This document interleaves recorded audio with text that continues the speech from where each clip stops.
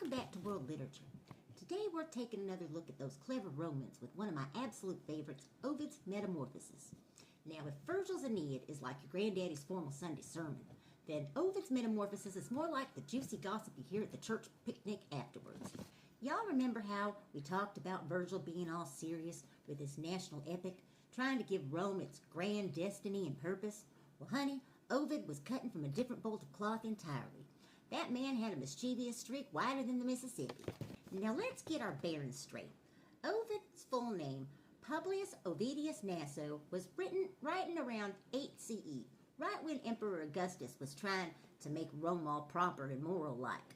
Augustus was pushing all these traditional family values, and along comes Ovid with these wild stories full of passion, transformation, and scandalous behavior.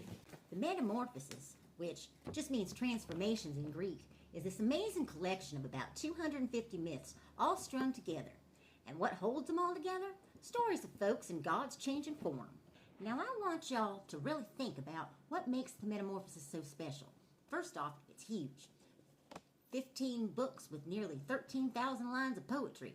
But what's truly remarkable is how Ovid weaves everything together.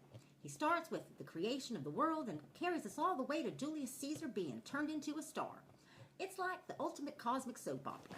Let's look at some of the juiciest transformations we got here. We've got poor Daphne turning into a laurel tree to escape Apollo's unwanted advances, which between us is a powerful metaphor about consent that still speaks to us today.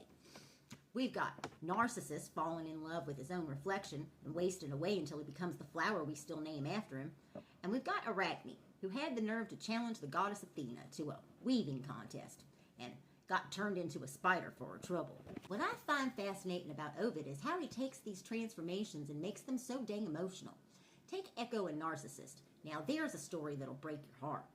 Poor Echo, cursed to only repeat the last 4 words spoken to her, falls head over heels for Narcissus, who can't love nobody but himself. She wastes away until only her voice remains, while he pines away looking at his own reflection. It's beautiful and tragic. Now let's take a gander at what Ovid's actually doing with these stories. Unlike Virgil, Ovid ain't too concerned with Roman greatness. Instead, he's exploring big human questions. How do we handle desire? What happens when mortals tangle with gods? And how do our bodies connect to ourselves? Ovid's genius is in taking these ancient myths and making them feel as fresh as the morning's biscuits. His poetry has this smoothness to it, this flow that just carries you along. The Romans called it Carmen Perpetuum, continuous story. Now, I might have mentioned earlier that Ovid got himself into a heap of trouble with Emperor Augustus. In fact, in 8 CE, the same year that he finished the Metamorphoses, Augustus exiled poor Ovid to Thomas, way out in the Black Sea. Talk about your fall from grace. Rome's literary darlings sent off to what they considered the edge of civilization. Augustus claimed it was for a Carmenet error, a poem and a mistake. Most folks reckon the poem part was his earlier work, The Art of Love, which was basically a how-to guide for romance and seduction, not exactly aligning with Augustus's family values campaign. But the error part, that's still a mystery wrapped in an enigma, cloaked in a riddle. Some think Ovid might have known something scandalous about the imperial family. Whatever it was, poor Ovid never made it back to his beloved Rome.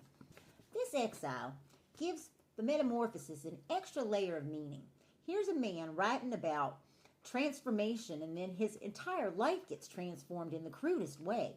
In his later poetry from exile, Ovid compared himself to some of the very characters he wrote about, folks torn from everything they knew and changed forever. Why has Ovid's work had such staying power?